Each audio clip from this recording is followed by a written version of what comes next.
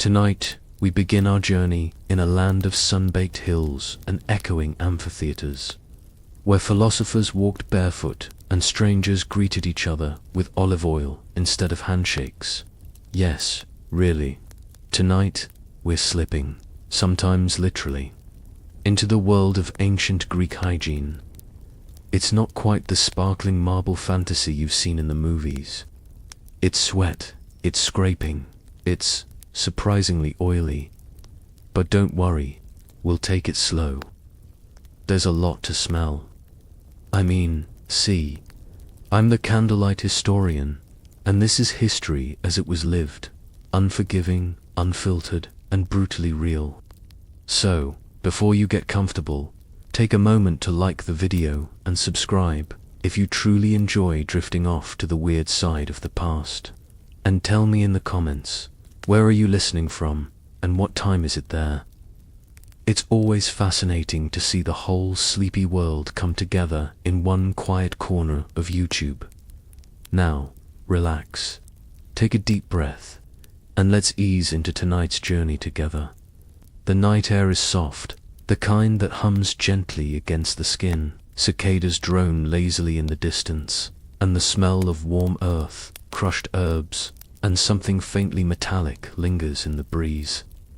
The sun has just dipped below the edge of the Acropolis, and the marble is still holding onto its heat like a lazy cat on a sun-warmed rock. You're standing at the edge of an olive grove, and just past it, down a gentle slope lined with wild thyme and dry grass, you can hear the splash and chatter of a public bathhouse. This is where cleanliness begins in ancient Greece, outdoors, communal, and very, very slippery. Let's wander closer. There's no steam billowing from this bathhouse. You might be imagining Roman-style hot tubs and grand arches, but Greek bathhouses were much simpler. Open courtyards, a few large basins, maybe a covered area for privacy. The Greeks weren't obsessed with heat, they were obsessed with balance. Cold water to wake you, oil to cleanse you, and long discussions about whether the Spartans had it all wrong. As you step inside, you're greeted not with soapsuds and lavender, but with bare stone buckets of cool water, and rows of men stripping down without a second thought. There's a pile of sandals at the entrance, and in the corner, a slave is heating water over a small fire, just enough to take the edge off the older bones. One man is already slick with olive oil, standing with his arms out like a chicken ready to roast. Another is holding a strigil, a curved bronze blade used to scrape the oil, sweat, and dust from the skin. It sounds awful, doesn't it? But to them, it was soothing, cleansing, even luxurious. You see, in this world, soap was not a thing, or at least, not their thing. The Greeks found it drying, harsh, and frankly a bit barbaric, more of a Roman taste. To them, cleanliness came from oil. They'd rub it in, let it sit, let it cling to the dirt, and then scrape the whole mess off with a flourish. Sometimes, the scraping made a satisfying little schlick sound, like peeling a carrot. That was the goal, and they didn't do it alone. Bathing was social, friendly, political even. These weren't places of silent relaxation. They were lively. You might bump elbows with a potter, a soldier, or a minor poet rambling about muses again. Topics ranged from wrestling techniques to whether Achilles was overrated. If you kept your mouth shut too long, someone might assume you were plotting something. But behind all the chatter, the ritual mattered. The Greeks saw hygiene as part of a balanced life. Cleanliness wasn't just about looking decent. It was about showing respect to yourself, to the gods, and to the nose of the person sitting next to you at dinner. Of course, water wasn't endless. Not in dusty Athens, where the rivers trickled and the sun drank faster than the people did, so they reused water. They poured just enough to rinse, never wastefully. It was precise, purposeful. And if you wanted something fancy, like perfumed oil, you had to pay, or have connections. The olive oil, though, oh, it was everywhere. Pressing olives was a big business, not just for cooking, not just for lamps, but for hygiene. They even had grades of oil, fresher stuff for the skin, older batches for burning, and the truly unlucky oil for wrestling. Let's pause a moment and appreciate that image. Two men in a sandpit, glistening like roast chickens, grappling in the sun while everyone politely pretends they're watching for sport. Back in the bathhouse, someone lets out a small grunt of satisfaction as the strigil scrapes his back. Another hums a soft tune while massaging his calves. You catch a waft of something spicy. Cinnamon, no, maybe myrrh. A wealthier man must have passed by. They always carried tiny vials of scented oil in their tunics. Like ancient pocket cologne, it was part status symbol, part survival tactic. There's laughter now.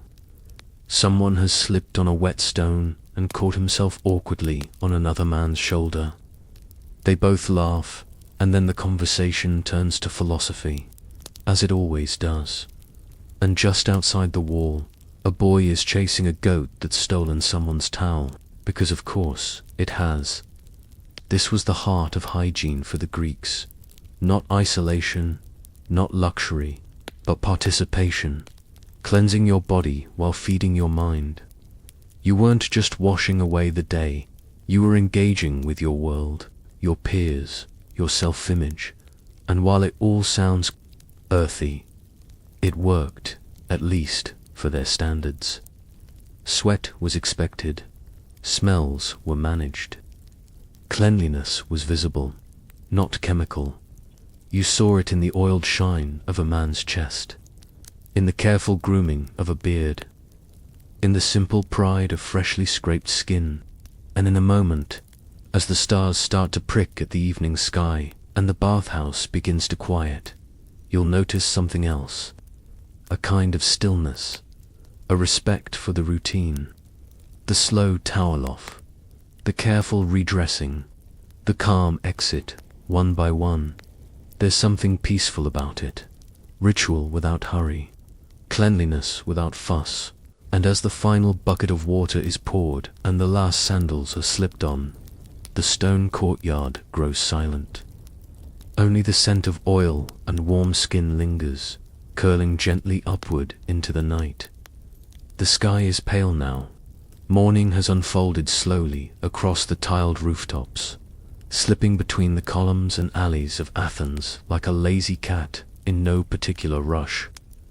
You can hear a rooster shouting at no one in particular, a distant clatter of amphorae being set down too hard, and the steady rhythm of sandals against stone as early risers begin their day.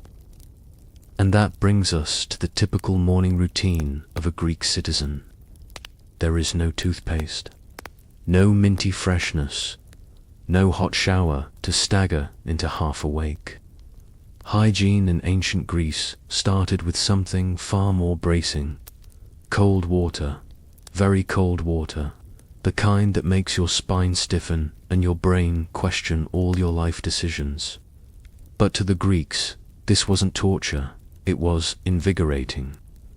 Cold rinses were seen as purifying, energizing, even virtuous. But what about warm water? That was for the weak. Or worse, the Persians. Imagine yourself stepping out into a little stone courtyard behind your home. The ground is hard under your bare feet. There's a clay basin filled with yesterday's water that has cooled to an unfriendly chill overnight. You reach in, splash your face, rub your hands through your hair. It's not pleasant, but it does the job. And after the third splash, you start to feel more like a person and less like a sleepy lump of clay. No soap, still, but a small cloth helps rub away the grease and dust of sleep. And if you're lucky or wealthy, You might have a servant hand you a little jug of olive oil to apply afterward. One hand on your chest, the other holding a tiny bronze mirror. Now, it's worth noting. You do smell, not horrendously, but noticeably. Everyone does. You smell like skin and linen and the faint sharpness of old oil. And while you may have rubbed your armpits with a bit of crushed herbs or scraped off some grime with your nails, that's probably the best anyone is going to get today, especially if you're headed out for work, and especially if your work involves any kind of movement under the sun. And the clothing, forget the layered complexity of Roman togas. You're slipping into a simple tunic, chiton, usually linen, possibly wool, depending on the season. It's light, it's airy, and if it's not entirely clean, well, join the club. Tunics were rarely washed. Washing meant scrubbing and drying and time, and most people only had one or two to their name. What you did do was shake it out, hang it in the sun, and hope the Athenian breeze handled the rest. Now, let's talk about feet. Your feet are filthy, even if you just wash them. The city streets are dust and donkey droppings and spilled wine from last night's celebrations. There's no drainage, no sidewalks. You wear thin leather sandals that protect against the worst of the stones, but none of the grime.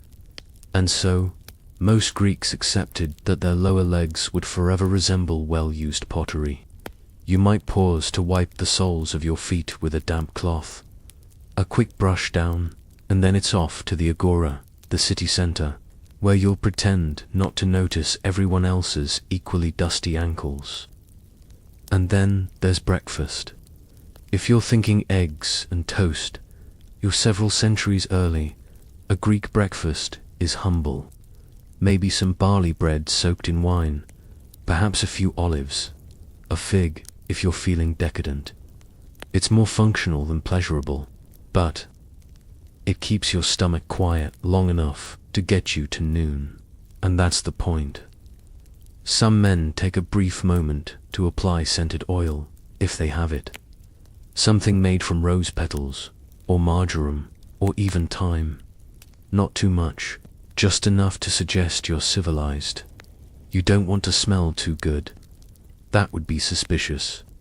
People might assume you're a dandy, or worse, a sophist. At this point, if you're a man of means, or even a man of moderate laziness, you might head to the barber shop. Not just for grooming, but for news. A shave, a splash of water, a bit of oil on the beard. The barber might trim the hairs from your ears and nose, pluck your eyebrows, yes, even in 400 BCE, and send you out into the world looking as respectable as one can, with 75% of their life lived outdoors. If you're a woman, though, your routine is more private, and far less discussed in public spaces. The morning starts indoors. Water is carried in from a well or fountain, cold and heavy, usually by a servant or a younger girl in the household. The washing is delicate, quiet. Hair is combed and pinned. Skin is rubbed with oil. And for wealthier women, perfumes and powders are applied, not to hide body odor, but to layer over it. The result is a kind of scented humanity, not spotless, but socially acceptable. Tooth care, it existed, kind of. You might chew on a twig or reed to clean the teeth. Some people used crushed charcoal or ash. It was mildly effective, enough to avoid losing your front teeth too early, but don't expect bright white smiles and fresh breath. If you were close enough to smell someone's breath, you were probably family, or regretting your decisions. You might find this all a bit horrifying, but to the Greeks, this wasn't laziness. It was simply life. Bathing too often was considered suspicious. Being overly perfumed was effeminate. Grooming was fine, but moderation was divine. So you go about your day, you've scraped, you've splashed, you've oiled, you've adjusted your tunic so it sits just right. And as you step out into the bright, dusty world, you carry the faint smell of olives, sun, and stubborn dignity. There's a breeze rising from the sea. Somewhere, someone is already yelling about Plato, and despite the dust gathering in your sandals, you feel quite clean enough. The streets are warming now. Sunlight spills over the terracotta rooftops and glints off whitewashed walls, too bright to look at directly. You make your way through narrow lanes and open squares, and soon your nose begins to notice something. Actually, everything. The smell of ancient Greece is not easily described. It's part olive oil, part sweat, part goat. Add in a dash of incense, some roasted onions, and a whole lot of unwashed linen. It's not that people didn't care about how they smelled. It's that their definition of smelling good was wildly different. Which brings us to status. Not money, not fashion, not land, but scent. To smell rich in ancient Greece wasn't just about not being gross. It meant smelling intentionally different, deliberately perfumed, carefully oily. The poor smelled like work. The rich smelled like thyme blossoms and imported resins from Egypt. You pause at a small market stall. There's a rack of tiny clay bottles hanging by twine, each one no bigger than your palm. Inside, precious oils. Some are golden, some darker, some so thick they barely pour. They're infused with herbs, flowers, bark, and resins. The seller invites you to sniff one. It's sharp and earthy. Another one smells like crushed rose petals soaked in warm rain. This stuff is not cheap. Perfume was a luxury product, painstakingly made by steeping raw materials in oil for weeks, sometimes months, then strained, bottled, and sold to those who could afford to walk around smelling like a sacred grove. Men and women both used scent, though differently. A man might dab a bit behind his ears or rub it into his chest before heading to a symposium. He didn't want to overdo it. Too much, and he'd be accused of softness. A woman, on the other hand, might scent her hair, her robes, her skin, layered like armor. Not always for pleasure, sometimes for power. Scent was a form of influence, but let's not over-romanticize it. For every carefully perfumed noble, there were a dozen fishmongers downwind. Most people didn't wear fancy oils. They masked their sweat with stronger smells. Garlic rubbed on the skin to ward off illness, or herbs sewn into tunic folds. Small sprig of mint tucked behind the ear. Practical solutions, folk science, and very much open to interpretation. Even the air was filled with scent politics. Walk into a temple and you're met with burning incense, a thick, sweet-smelling blend of wine, honey, and spices. It clings to your clothes, your hair, your nose hairs. Walk a little farther and you're in a butcher's row. Less divine, far more direct. You begin to realize everyone is trying to manage the way they smell, just without showers, soap, or shampoo. They're using what they have: oil, herbs, ash, and, if you're lucky, myrrh. Now picture this. You're at a dinner party. The host has burned incense near the entrance to welcome the gods and cover the scent of 30 warm bodies packed into a room designed for 10. Everyone's oiled up, perfumed just enough, and drinking wine mixed with spices. The air gets thick, scented, alive. Halfway through the evening, a guest unwraps a small pouch and dabs his wrists. The smell of cinnamon cuts through the room like a fresh breeze. Instantly, people lean in. Who is that? What did he bring? And more importantly, where did he get it? Scent isn't just pleasant, it's social currency, and the ingredients, they came from everywhere. The best oils weren't local. They were imported from Egypt, Phoenicia, Arabia, cinnamon from Ceylon, frankincense from Yemen. The farther it traveled, the more it cost, and the more impressive it smelled.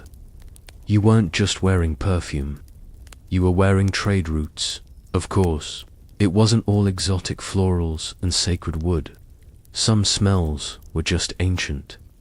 Sweat, mostly, mixed with layers of city life, fires, garbage, unwashed bodies, and the occasional open sewer. But to the Greeks, that was part of the charm. Cleanliness wasn't about eliminating scent. It was about refining it, sculpting it. You didn't aim for neutrality, you aimed for identity. You wanted to smell like you, only more majestic. Let's peek into a small home now. A young woman is rubbing her wrists with scented oil pressed from lilies. Her mother adds a bit of crushed coriander to her hair. A servant fans the room to keep the scent from becoming too cloying. This isn't vanity. It's ceremony, preparation, a kind of ritual armor against the chaos of the street. Back outside, you walk past a priest dabbing himself with a thick, resinous balm before a ritual. The scent hits you hard wood smoke and something ancient, like the inside of a cedar chest. He doesn't make eye contact. He's already halfway between worlds. Scent was not only luxury, it was divine. Certain oils were reserved for the gods, for offerings. Others were used in funerals, in sacred cleansings, in purification rites. To smell a certain way was to say something about your health, your wealth, your relationship to the heavens. And just as importantly, to not smell was suspicious. If you arrived somewhere unscented, people might ask, "Are you ill? Are you grieving? Are you poor? Or are you simply untrustworthy?" In a world where most things were loud, markets, philosophers, goats, the way you smelled spoke quietly but clearly. You reach the end of the market now. The sun is higher, the dust rising in golden swells. A boy runs past you carrying a pot of oil, sloshing as he goes. Behind him, an old woman grumbles about someone oversalting her perfume. A baker leans in a doorway, reeking of yeast and smoke, and something unexpectedly citrusy. And as you pause beneath a fig tree, you catch your own scent. A little oil, a little sweat, maybe some time, maybe some ambition.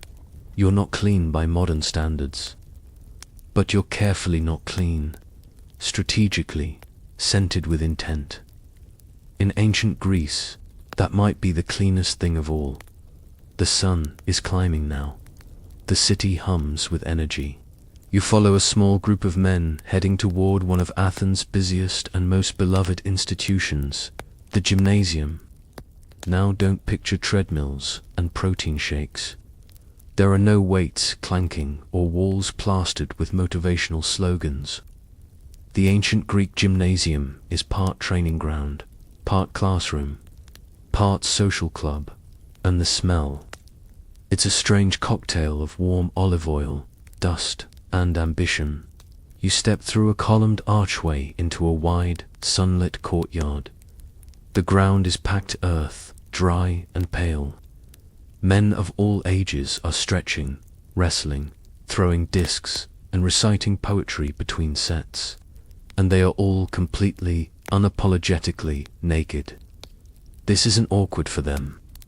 In fact, the word gymnasium itself comes from the Greek word gymnos, which means naked. Physical training was a celebration of the body. The Greeks didn't just tolerate nudity, they saw it as noble, honorable, a sign of discipline and virtue. But don't let the sunshine and flexing muscles fool you. This place smells like effort, like humanity. like sweat and dust and skin that hasn't seen soap in several generations. To manage that, the Greeks had a very specific system. Before training, you rubbed yourself in oil, thick, golden, room temperature olive oil. You used your hands, or if you were fancy, a servant. You applied it all over. Not just for shine, but to protect your skin, keep it soft, and trap the dust. Then you did your workout. You ran, jumped, threw, shouted, twisted, wrestled, and sweated. The oil mixed with your body heat. The dust clung to it. Your skin turned a slightly darker shade of grit. But it wasn't just about fitness. It was also about the mind. Around the edge of the gymnasium were shaded walkways. Here, older men and philosophers paced slowly, offering commentary. Conversations drifted between politics, ethics, poetry, and which wrestler had the best calves. A proper education meant exercising both mind and body, often at the same time. After training, you didn't hit the showers. There were no showers. Instead, you scraped. Using a curved bronze tool called a strigil, you dragged the mixture of oil, dust, and sweat from your skin, one stroke at a time. It made a faint squelching sound, like cleaning a countertop. You scraped your chest, your back, your legs, all the way down. The dirt came off in ribbons, almost satisfying. If you were rich or important, someone else did it for you. Then came another rinse, cold water, just enough to refresh, and perhaps a final light application of clean oil, not too much. You didn't want to look like a salad, just a healthy glow. You dried yourself with a small cloth, or, in some cases, you just stood in the sun and let the breeze do the work. All around you, men are chatting, planning, laughing. Some are retying sandals. Others are pointing at a young athlete sprinting across the courtyard with unnecessary enthusiasm. One man drops his strigil. It clatters on the stones. Another picks it up with a wink and a joke about slippery hands. This place is more than a fitness center. It's a ritual, a daily routine. A place where cleanliness and community meet in the open air. Even the dust had meaning. To be covered in gymnasium dust was a sign that you were disciplined, that you took care of yourself, that you understood balance. It was like a badge of honor, but one you had to scrape off every evening. There's no soap, no shampoo, no deodorant, but there is pride, method, respect for the body and how you present it. You didn't need to smell like lilies. You just needed to show that you cared, that you made the effort. As the morning fades into midday, the gymnasium begins to quiet. The older men retreat to the shade. The younger ones collect their things. Someone pours a small bowl of water over his feet and rubs them down. Another pulls his tunic back over his head, still damp with oil. You take one last look. Bronze tools glint in the sunlight. Clay pots of oil sit near the steps. The faint scent of thyme oil clings to the breeze. And with your body warmed, scraped, and roiled, you feel strangely fresh. Not clean in the modern sense, but cared for, a little dusty, a little wiser, and ready to face the rest of the day. The sun is high now. The streets shimmer with heat, and the scent of warm stone and herbs rises from the cracks in the pavement. Somewhere in the distance, someone is shouting about figs. But here, just outside the gymnasium, a quiet ritual is taking place. A man stands near a low stone bench, holding a slender, curved bronze tool. His skin glistens faintly. He lowers the tool to his arm and draws it slowly along the surface of his skin. The strigil. To us, it might look like a bent spoon, but to the Greeks, this was the pinnacle of personal care. The strigil was their razor, their loofah, their skincare routine rolled into one. Before we talk about the scraping, let's take a step back. Soap was known. The Greeks had seen it. They even understood how to make it from animal fat and ash. But they didn't love it. They found it harsh, too drying, too barbaric. That was a Roman thing. Greeks preferred oil. It was gentle. It nourished the skin. And it had another benefit. It created a kind of slippery surface that made scraping dirt off easier. So here's how it worked. First, you applied the oil. You rubbed it in generously. Arms, legs, chest, even the soles of your feet. It wasn't just for show. Oil helped loosen the grime, sweat, dust, and whatever else you'd picked up while running barefoot through Athens. Then came the strigil. Made of bronze, shaped like a crescent moon, it fit neatly in the hand. You dragged it across your body in long, smooth strokes. The edge wasn't sharp, but it was firm. It pressed just enough to pull off the layer of oil and dirt without breaking the skin. The result was strangely satisfying.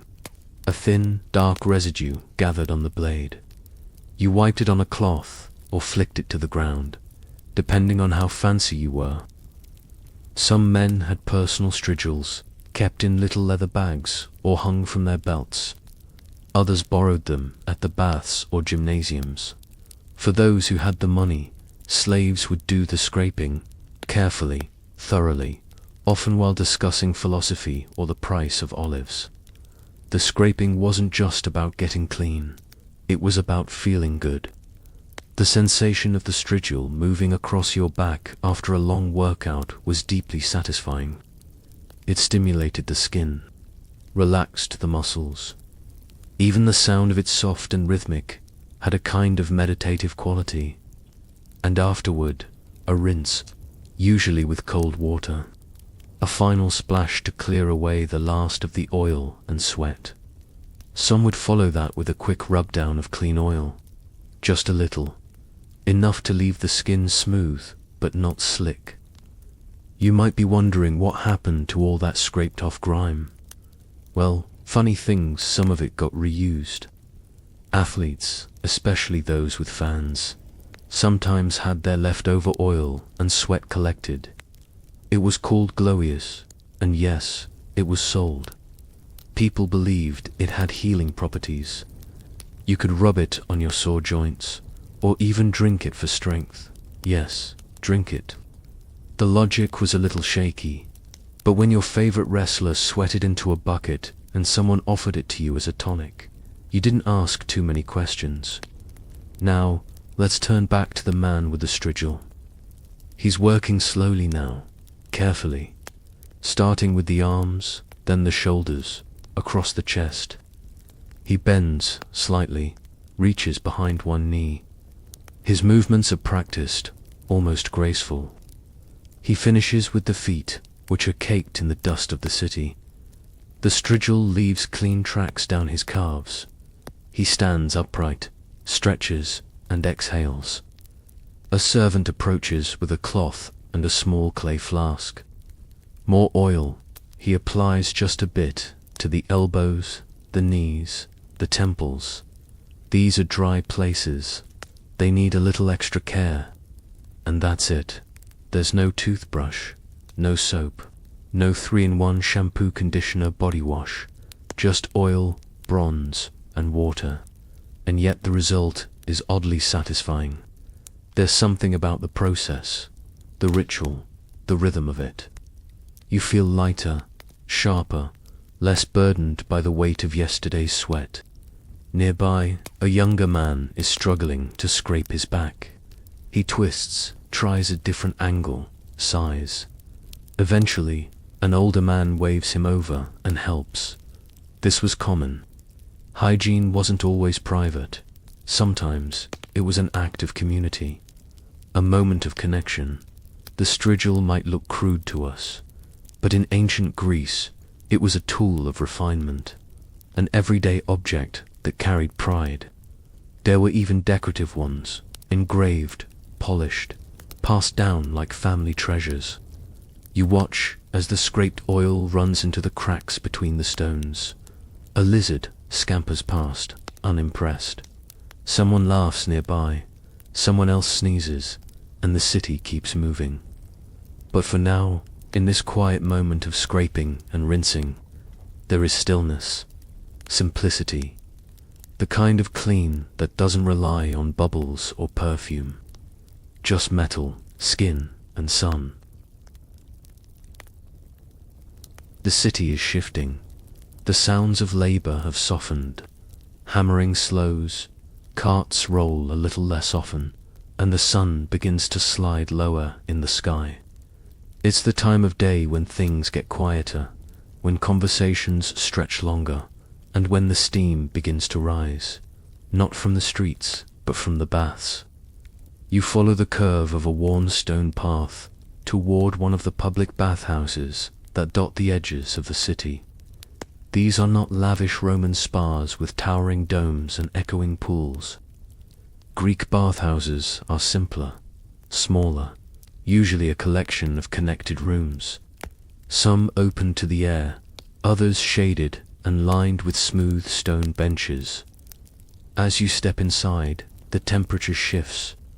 It's warmer here, moist.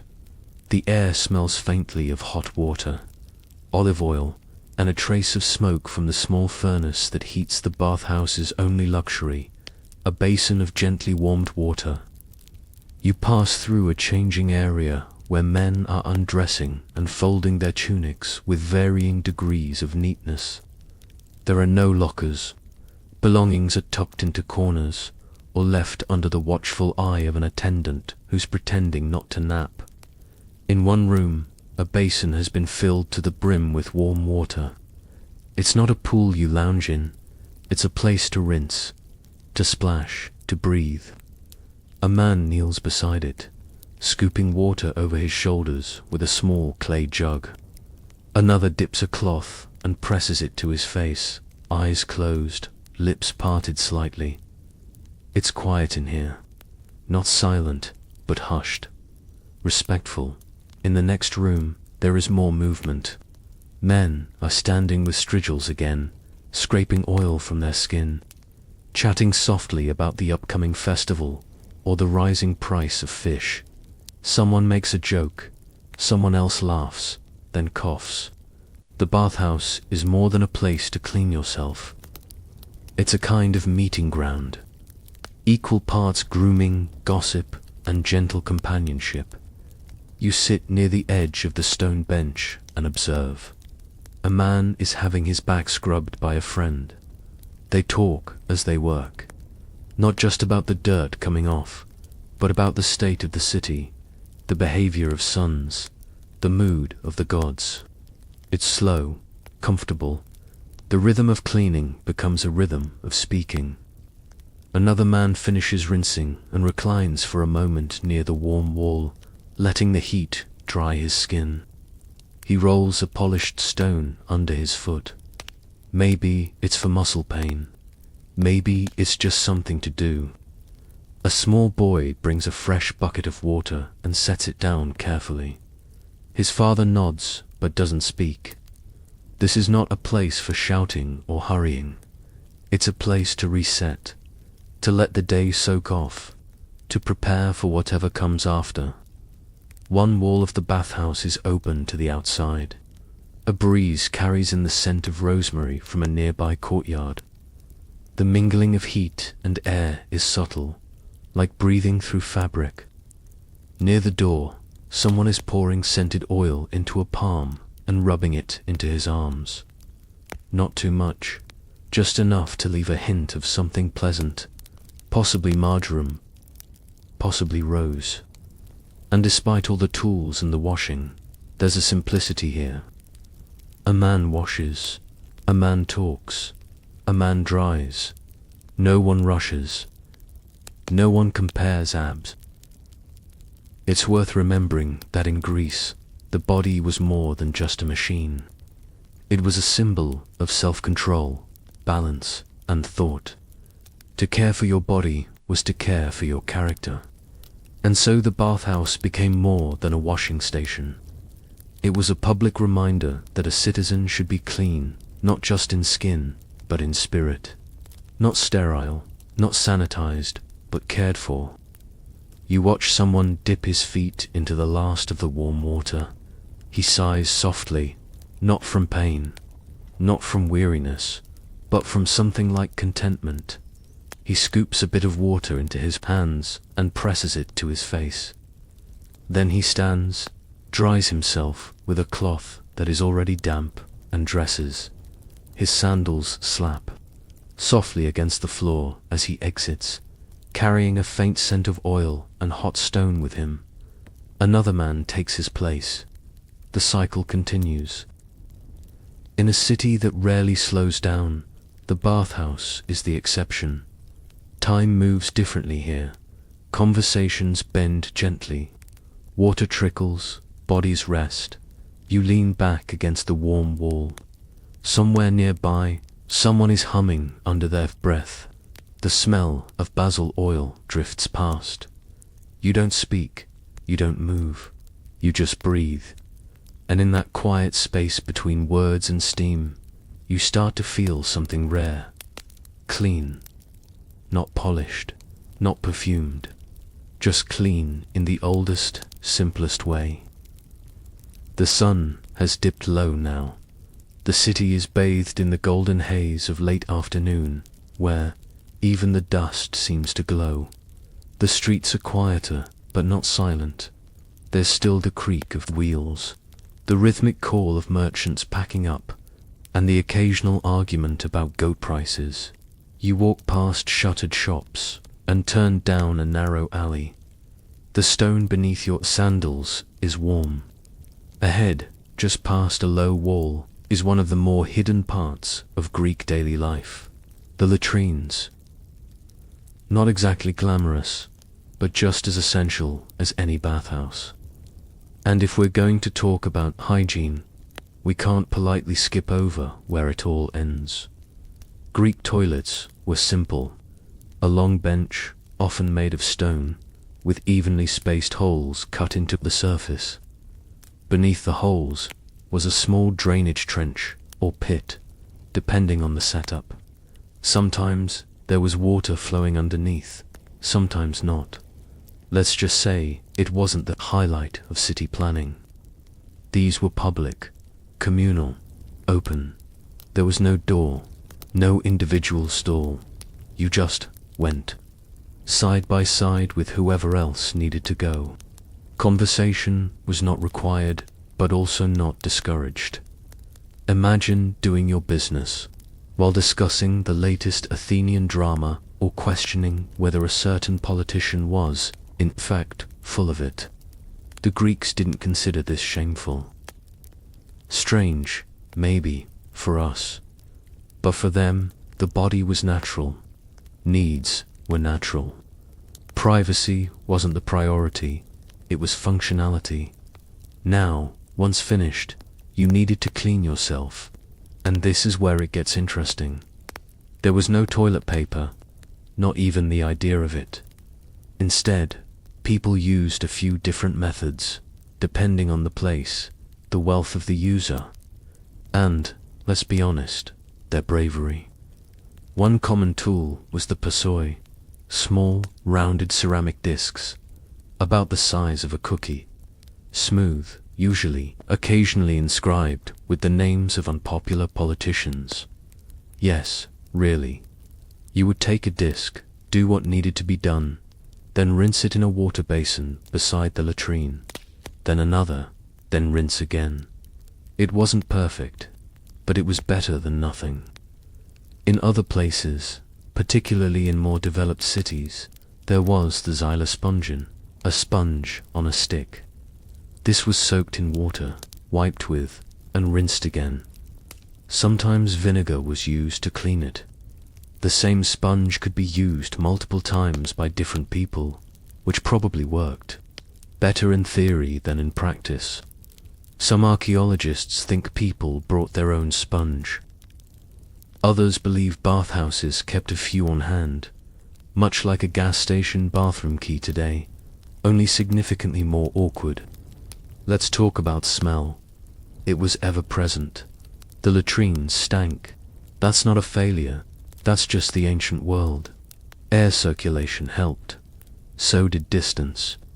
They were usually built on the outskirts of neighborhoods or behind buildings, out of sight, out of direct breeze, but it was part of daily life.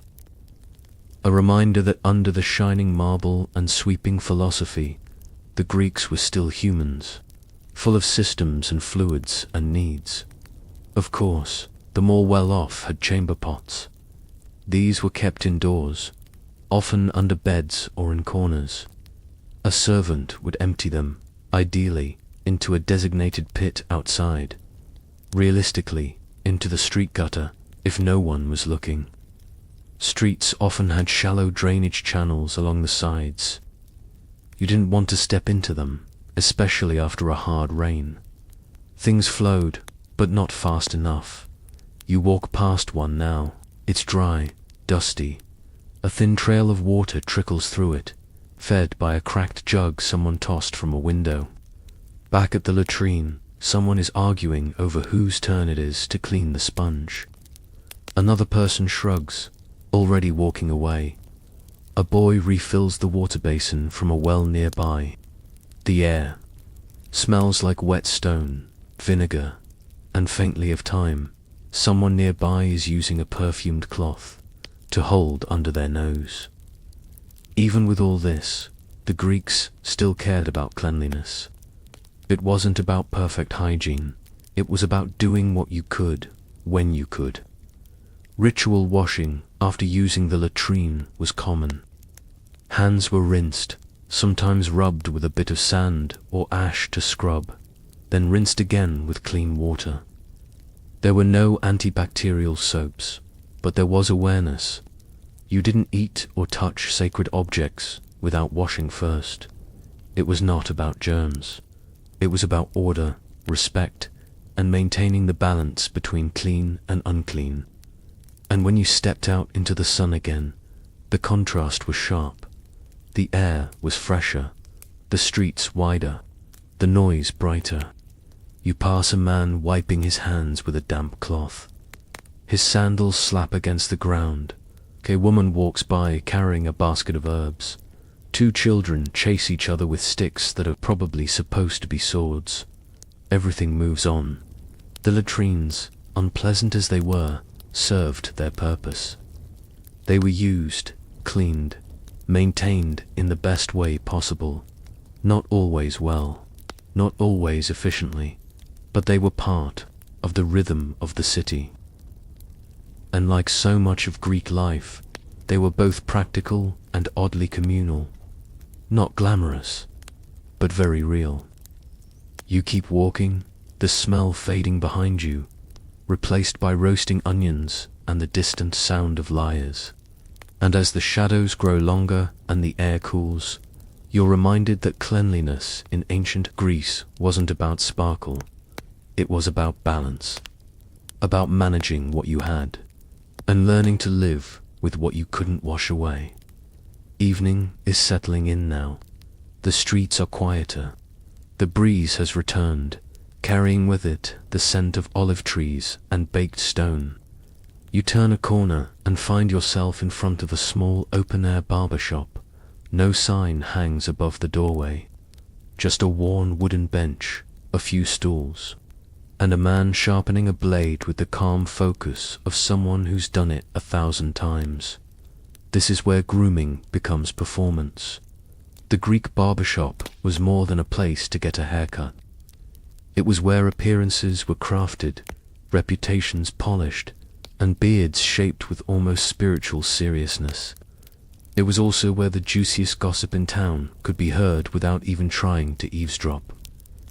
You take a seat along the edge of the low wall and watch. A customer sits patiently in a wooden chair, his head tilted back slightly. The barber, with sleeves rolled and brow furrowed, trims the man's beard with a short iron blade. There is no mirror in sight. Trust is essential here. So is the barber's steady hand, Beards were a big deal in ancient Greece.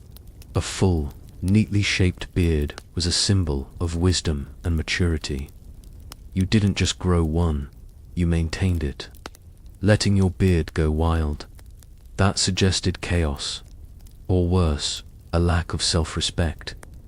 Some men preferred a shorter style. Others shaped their beards into elegant curves that framed the chin like ivy climbing a pillar. And if you shaved your face completely, you would better have a reason. Either you were an athlete, a soldier, or someone making a statement. You watch as the barber rinses the blade in a shallow dish of water, then wipes it clean on a cloth that has clearly seen better days. He switches tools and begins snipping the hair around the man's ears. A quick puff of breath from the customer tells him when to stop. Meanwhile, conversation flows. Another man leans against the wall, talking loudly about a neighbor who tried to dye his beard with crushed walnut skins and ended up looking like he'd rolled in soot. A young man listens, intently, nervously fingering the patchy growth on his own chin. Someone chuckles. The barber doesn't even pause.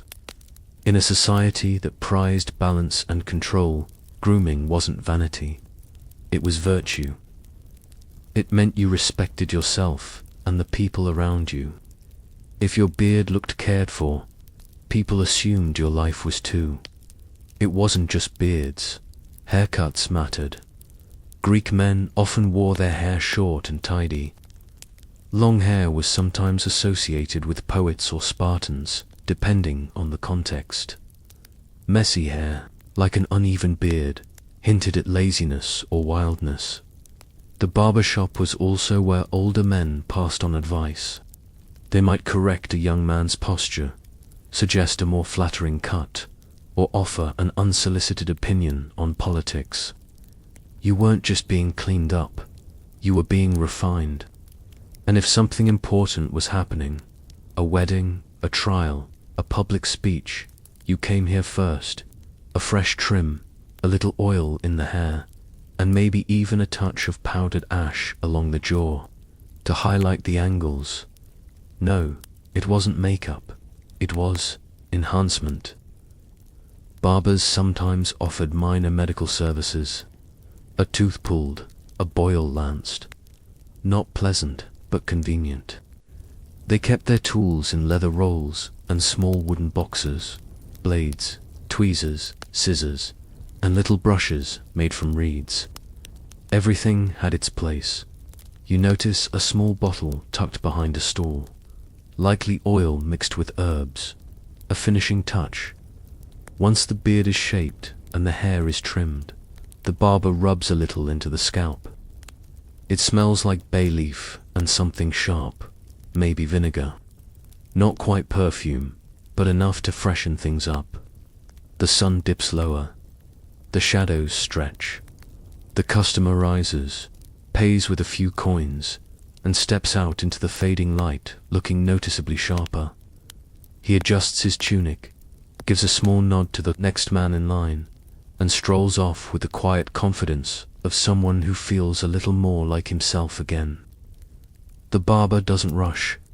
He wipes down the chair with a cloth, resharpens a blade, and gestures for the next man to sit. You stay a while longer, listening to the low hum of conversation. A debate starts about whether a thick beard is still in fashion, or if the younger generation is ruining everything with their clean-shaven nonsense. Someone brings bread, someone else shares wine. The air feels softer now. This isn't just a grooming session. It's a pause in the day. A place where men are allowed to care, even if they pretend not to. To sit still while someone else pays attention to them. To emerge looking not just better, but calmer. The barbershop is not flashy. There are no bright lights or luxurious towels. But there's a quiet rhythm here, a human warmth, the intimacy of a blade near your throat, and the trust that comes with it. And when you finally stand and walk back into the street, The smell of oil and iron clings faintly to the air. The voices fade behind you. The stone is still warm underfoot. And somewhere nearby, another man is stepping out of a barber's chair, brushing his shoulders and smoothing his hair, ready to face the world, a little neater, a little braver, and just clean enough. The last light of the day fades gently, casting a soft amber hue across the walls of the city.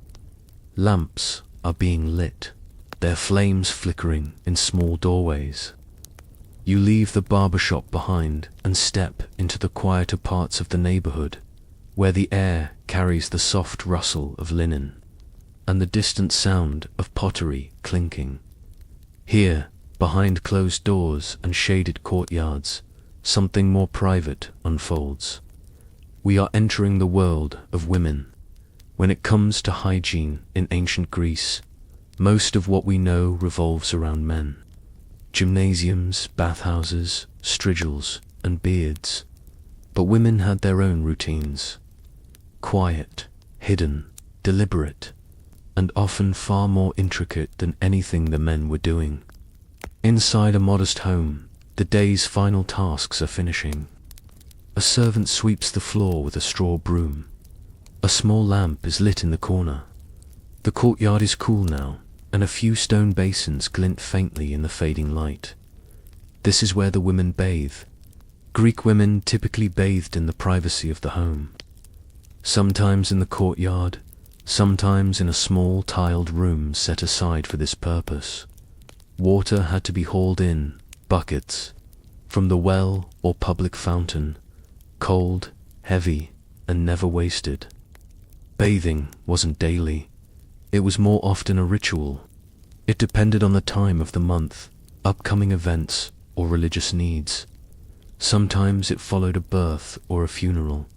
Sometimes it was done in preparation for a festival or a husband's return. But when it happened, it was done with care. A woman kneels by a low basin. The water is cool, but she doesn't flinch. She pours a small jug over her shoulders, then uses a cloth to wash her skin, neck, arms, chest, one slow stroke at a time. There is no soap, but there may be a handful of ground barley or a bit of sand mixed with oil to scrub gently. Just enough to clean, not to damage. Hair is the center of the ritual. Greek women wore their hair long, and caring for it took time. Combing, detangling, oiling. The oil was often scented, myrrh, rose, or marjoram, and worked through the strands, slowly, massaged into the scalp.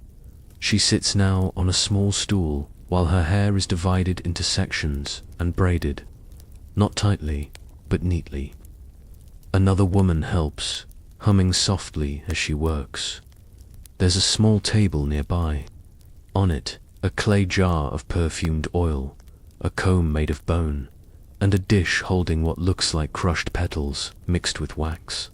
This was their version of a cosmetic bomb. It could be applied to the face, the neck, the hands, softening the skin, adding just a hint of scent. Sometimes they used white lead for complexion, or ground ochre for color, but only a little, just enough to catch the light. These moments were personal, often shared between women, mothers, daughters, sisters, servants. This was time away from the rest of the world, time to care for themselves and each other. It wasn't about vanity. It was about preparation, preservation, and quiet dignity. Some women, especially in wealthier homes, had access to small bathing rooms, complete with proper drainage and polished basins. But most made do with what they had: clay pots, stone slabs, and a quiet evening after the children had gone to bed.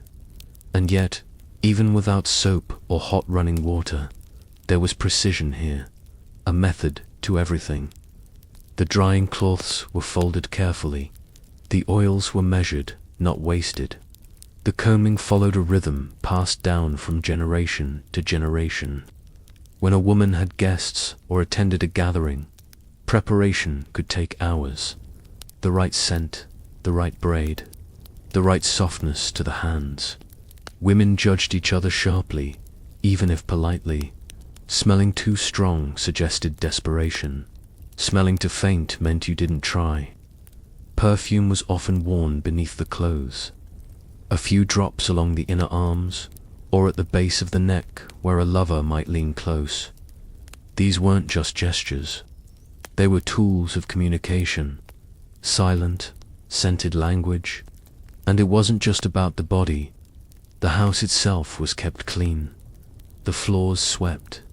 The air freshened with herbs hung in small bundles. Laurel, sage, and mint hung from doorways to ward off insects and, in some minds, evil spirits. Even the beds were sprinkled occasionally with dried lavender or bay leaves. Not for sleep, but for scent. In this world, hygiene and harmony were deeply connected.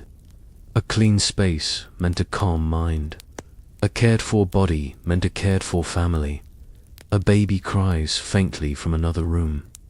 The woman finishes braiding her hair and smooths a cloth over her shoulders. She picks up the comb and gently taps it against her palm. Then she stands and pours the last of the cool water over her feet, watching it soak into the dry earth below. The servant gathers the bowls. The oil jar is sealed. The lamp flickers lower.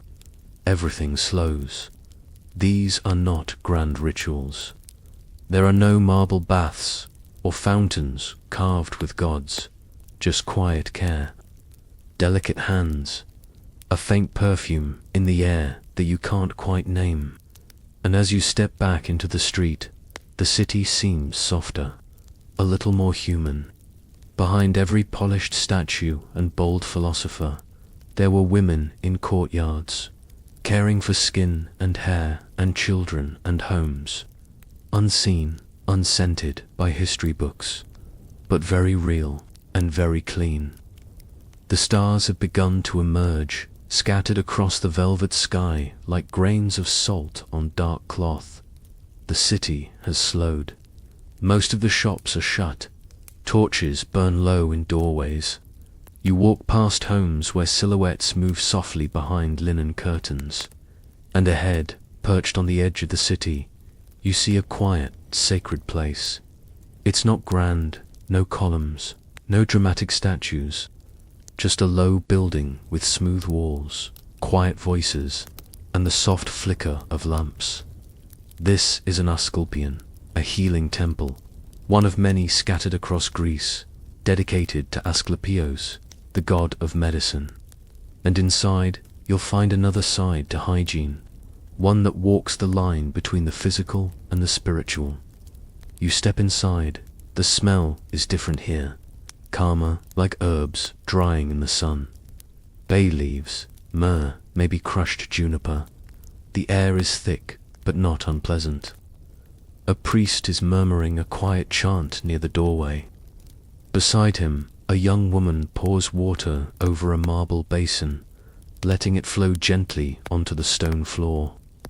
Everything here is about balance, not just the body, but the spirit. Cleanliness was more than wiping off sweat or scrubbing your feet. It was about purification, realignment, making sure that what was inside you didn't spill out and disturb the world, or vice versa. In ancient Greek medicine, illness wasn't always caused by germs or infections. It was imbalance of humors, blood, phlegm, yellow bile, and black bile. Too much of one or too little of another, and things went wrong. Hygiene, in that sense, became part of treatment, part of restoring harmony. You walk further into the temple, where a man lies on a simple woven mat. A healer kneels.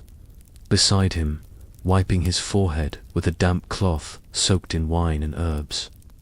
This isn't just comfort, it's therapy. The cloth is meant to draw out heat, to soothe the pulse, to quiet the mind. Next to them, another patient is being washed, slowly, gently, warm water poured over his legs. A cloth passed over his arms. He doesn't move.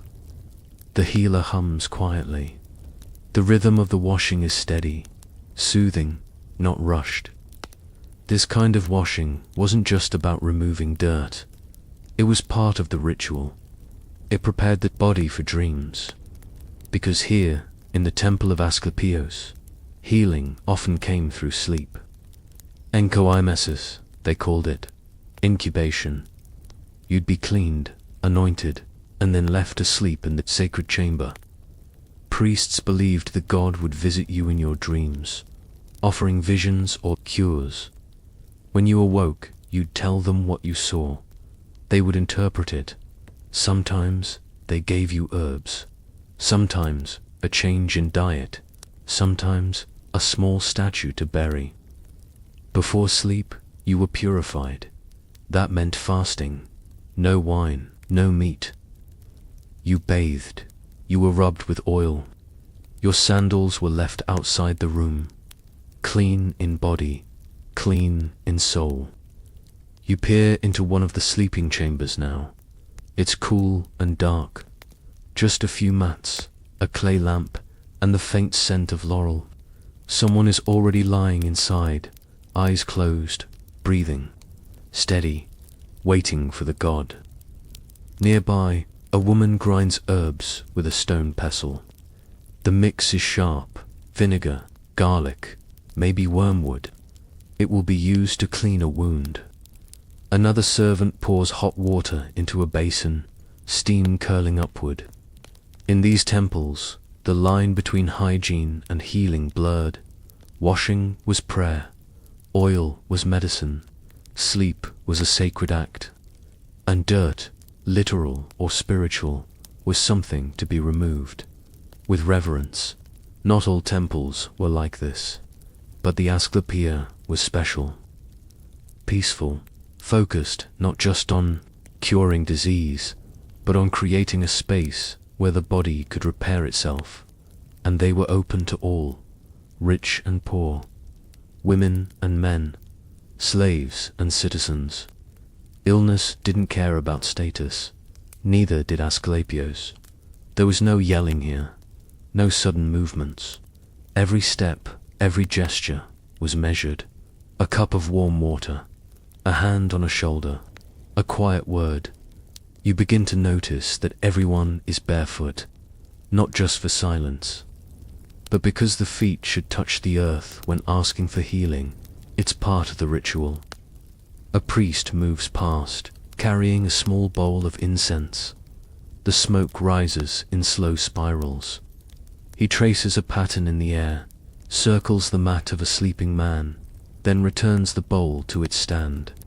The scent is sweet, slightly bitter. In a corner, a woman washes her own hands. Slowly, fingers first, then the palms. She rubs each wrist in small circles, not to remove visible dirt, but to prepare herself to care for someone else. She dries them on a linen cloth and tucks it into her belt. This is hygiene at its most symbolic. The physical world and the unseen world are touching here. Cleanliness isn't about appearance, it's about readiness, respect, whether for the gods, the patient, or the body itself. You linger near the doorway as another patient is guided into the sleeping chamber. He's silent, calm. The lamp flickers beside him. Somewhere nearby, a dog barks once, then settles. Outside, the stars are bright now. The city feels far away. Time feels slower. The air smells like wine and rosemary and warmth. You step back into the night, quieted. And as you walk away from the temple, you carry a new understanding. That in ancient Greece, hygiene wasn't just what you did. It was what you believed. A sign that your body mattered. That it was a vessel worth caring for. That being clean wasn't about being perfect. It was about being in balance. The streets are nearly empty now. A few lamps flicker weakly from second-story windows, casting soft light onto the dusty stone paths below. Somewhere, a donkey brays into the night, startling no one. You walk along a low wall, and beyond it, you hear laughter. Quick, high-pitched, chaotic, children. Even in ancient Greece, the day didn't truly end until the children had wound down, which was often much later than their parents hoped. And when it comes to hygiene, children were in their own messy category. Grubby hands, bare feet, sticky fingers, and a general resistance to anything involving cloth, water, or being still. You peer into a courtyard. A boy darts across it, chased by a girl carrying what appears to be a reed broom. Their tunics are wrinkled, their knees are smudged with dust, their hair is tangled, and they are unmistakably healthy. In Greek society, children were often left to run freely during the day. They played in courtyards, alleyways, and public squares. They climbed, they rolled. They fought mock battles using sticks and shields made from broken baskets. The idea of keeping a child constantly clean wasn't just unrealistic, it wasn't really considered important. Dirt was expected, even welcomed. A bit of earth under the fingernails, a smudge of mud on the cheek. That was childhood. Besides, illness wasn't fully understood in terms of bacteria. People believed more in balance, fortune, or the will of the gods. As long as the child wasn't feverish or limp, a little grime was no cause for concern. Still, there were moments for cleaning. At the end of a long day, a mother or servant might bring out a basin of cool water. Children were rounded up, sometimes gently, sometimes not. Arms and legs were wiped down. Hair was combed, sand was brushed off. No one was trying to make them spotless, just less feral. Some homes used small sponges, others used linen cloths soaked in oil or warm water. Occasionally, crushed herbs or bits of barley were added to scrub stubborn dirt. But mostly, it was hands and effort. And unlike adults, children didn't get the luxury of olive oil rub-downs. Oil was expensive. Children got the leftovers. If they were lucky, toilet habits. Far simpler. Very young children went wherever they needed to. Older ones were expected to use the family chamber pot or the public latrines if they were nearby. Wiping was creative. Rags, reeds, or even smooth pebbles. A mother might carry a damp cloth for such emergencies, but more often, nature was left to handle it. Tooth care was minimal. Children might chew on twigs or rinse with water. Tooth loss was expected, a rite of passage, and with sugar barely present in the diet, dental problems were surprisingly less common than you'd think. Hair was a different matter. Young boys often had long hair that was only cut during important rituals, such as coming-of-age ceremonies. Until then, it was tied back, braided, or left wild. Girls' hair was kept tidy, or at least attempted to be. The daily routine of detangling involved combs made from bone or wood, and a lot of squirming. What about clothing? Also simple. Children usually wore a shorter version of the adult chiton. If it got dirty, it was shaken out and worn again. Washing a child's clothes was a chore reserved for real disasters. And even then, washed usually meant a rinse and a scrub in cold water, then hung in the sun to dry. One thing the Greeks did care about with children was smell. If a child smelled sour, it was taken as a bad omen. So while they didn't get perfume or oils, they might get a rinse with lightly scented water, especially before visiting a temple or attending a family event, just enough to pass the smell test, literally. Now, inside one of the nearby homes, you hear the low voice of a mother telling a story. The children are on mats, still wiggling, still whispering. She's brushing one daughter's hair while recounting a tale about a god turning into a swan, or a bear, or maybe just a very large goose. It's hard to tell from here. These bedtime moments often involved grooming. A final swipe of a cloth across the neck, a bit of oil dabbed onto dry feet, a tunic adjusted, a curl smoothed, not to impress, but to comfort. Cleanliness wasn't a daily achievement. It was a temporary condition, one to be restored briefly at night, and lost again by mid-morning the next day. But it wasn't neglect. It was rhythm, a part of the day, like meals or prayers. You got dirty, you cleaned, you got dirty again. There's something honest about it. Outside, a group of boys runs past you barefoot, chasing a dog. They are laughing, dusty, glowing with energy. One has a streak of something, clay, or maybe fruit down his arm. None of them seem to mind, and no one chases them with soap. They'll be scrubbed before bed. A splash of water, a clean tunic, a kiss on the forehead, and that's enough. They don't need to sparkle, just to be safe, warm, home. And as you keep walking, the echo of their laughter fades into the night air, which smells faintly of thyme and wood smoke.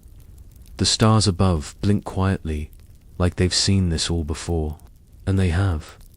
Because children have always been children, and parents have always wiped their faces with the corner of a tunic and said, "Close enough." The moon hangs high now, casting pale light across rooftops and alleyways. The hum of the city has softened into scattered footsteps, the occasional clatter of a closing door, and the whisper of wind curling through olive trees. You turn down a narrow street leading to the agora, the marketplace. It's empty now, but during the day, this place is alive. The agora is the heartbeat of the city, a place where you buy bread, hear philosophy, get news, and lose track of time.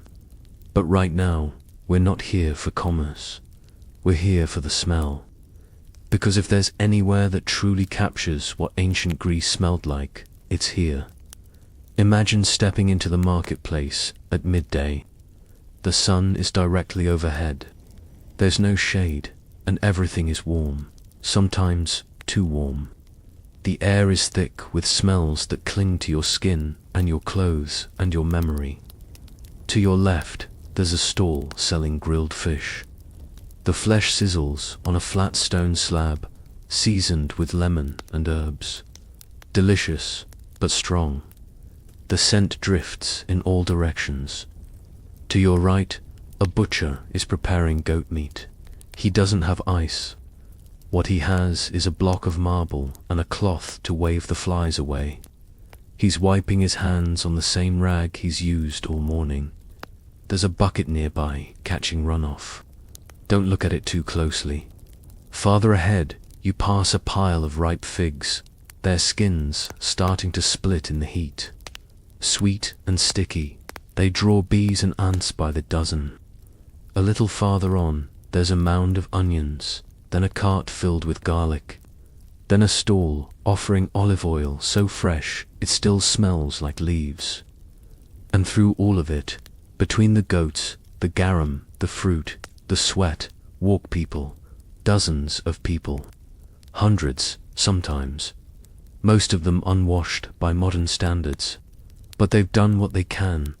A splash of water in the morning, a rub of oil, a sprig of rosemary tucked into the folds of a tunic. Still, the human scent is strong here. Warm bodies packed together under the sun. Armpits, feet, and everything in between. You step around a puddle of something that might have been wine, or juice, or maybe just water from someone's washing bucket. No one really knows. A stray dog noses at a pile of vegetable scraps. A boy runs past barefoot, waving a reed like a sword. There are latrines nearby, but not enough. There are drainage channels cut into the street, but they clog easily. At the end of the day, shopkeepers sweep out their stalls. Leftover food, bits of cloth, olive pits, broken pottery, and much of it ends up in those little channels. They wash it out with water, sometimes wine, sometimes just a shrug. The smell of the agora isn't constant. It shifts depending on where you stand. Over near the bakers, it's comforting. Warm bread, sesame seeds, flour. But near the fishmongers, it's sharp. Not bad, exactly, but strong. Strong in the way that tells you this was once alive and now it's not. Walk a little farther and you reach the potter's corner. The smell changes again. Clay, charcoal, smoke. It's a relief after the intensity of the food stalls. Here, the scent is dry, earthy, honest. A man walks past carrying a bundle of herbs tied with twine. Mint, thyme, and bay leaves. Some of these are for cooking. Some are for cleaning. Some are for tucking behind the ear so the person next to you thinks you smell respectable.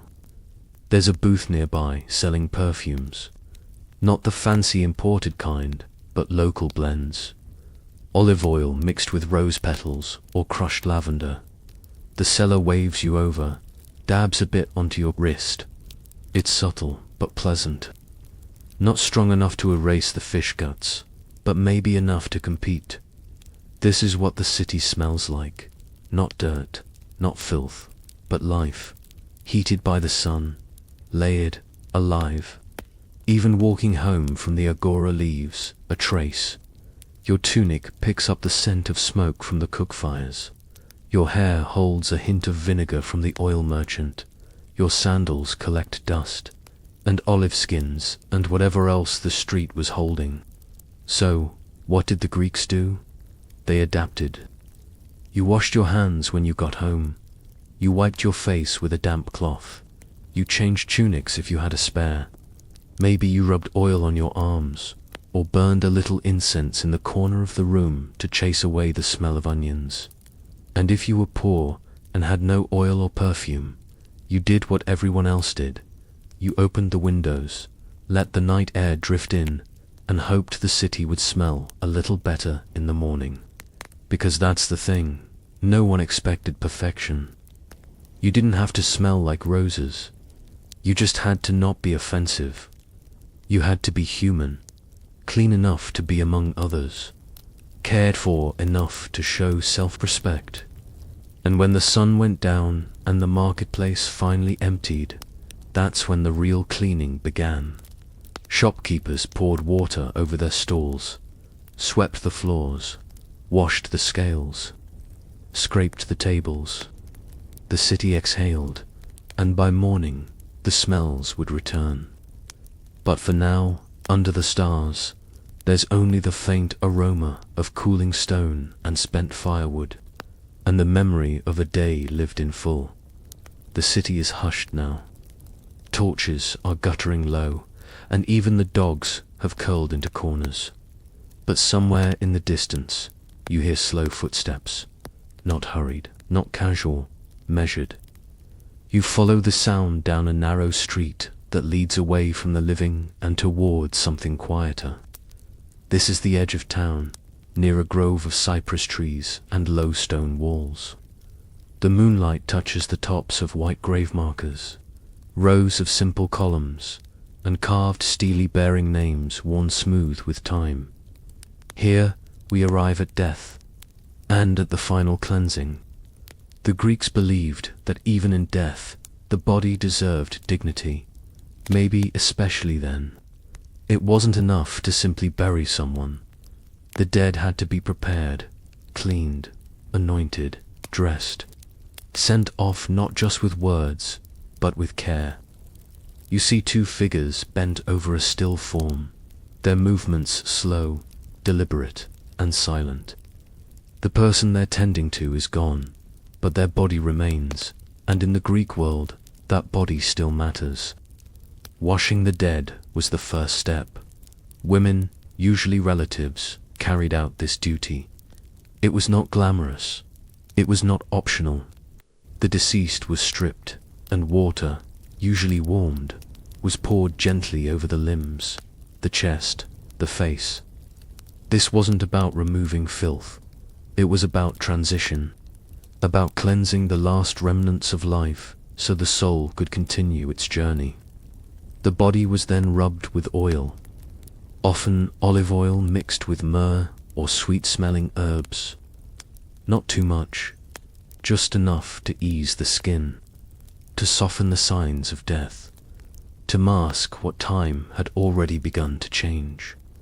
This part of the process was intimate, sacred, sometimes unsettling, but the women did it with quiet focus.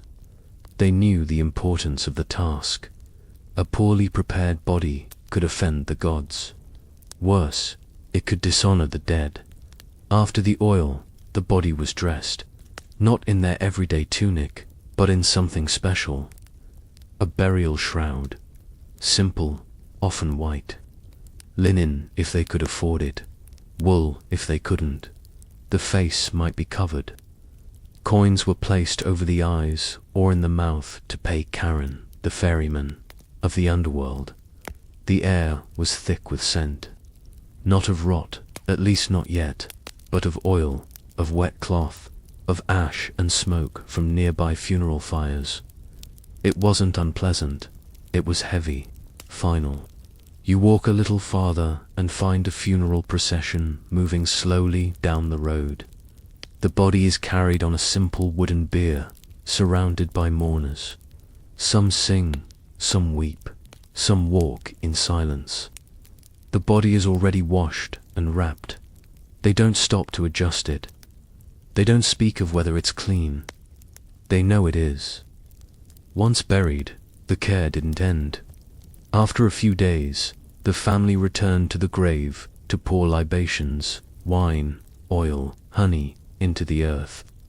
They brought offerings, they lit incense, they spoke the name of the dead aloud, and before doing any of it, they washed, because contact with death made you ritually unclean.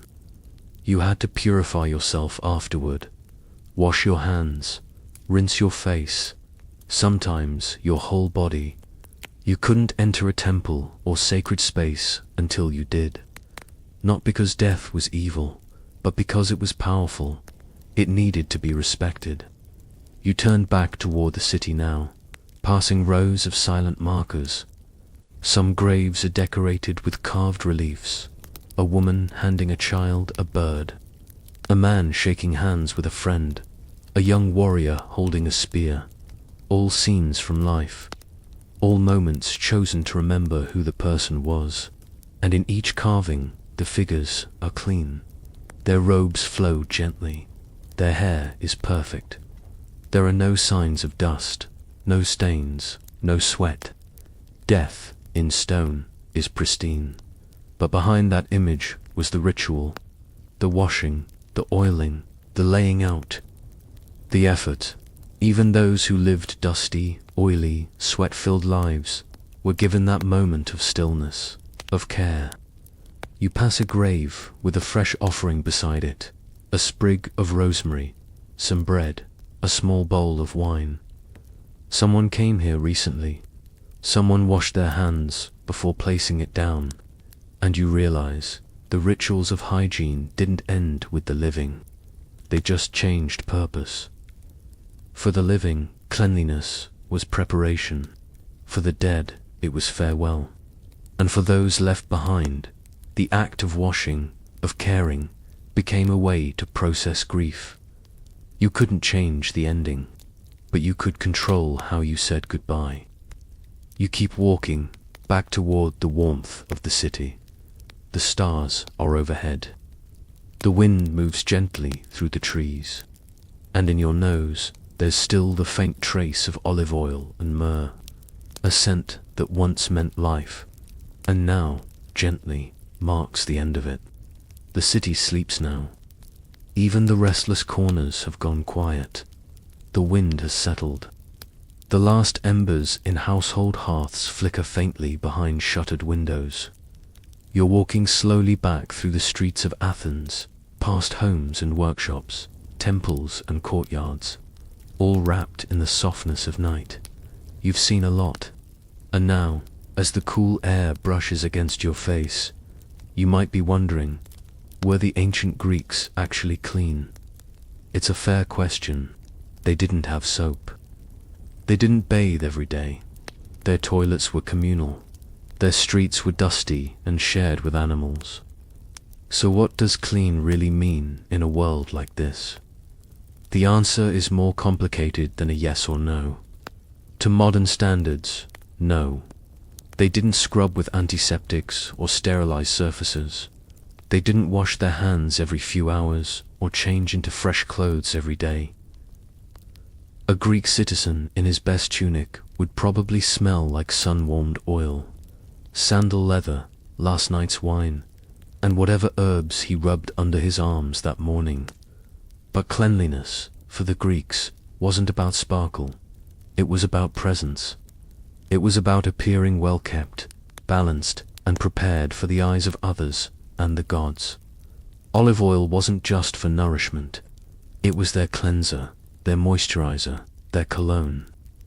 They used it in place of soap, not because they didn't know better, but because they genuinely preferred it. It made their skin soft. It preserved. It carried scent. Scraping with strigils, removed not just dirt, but fatigue.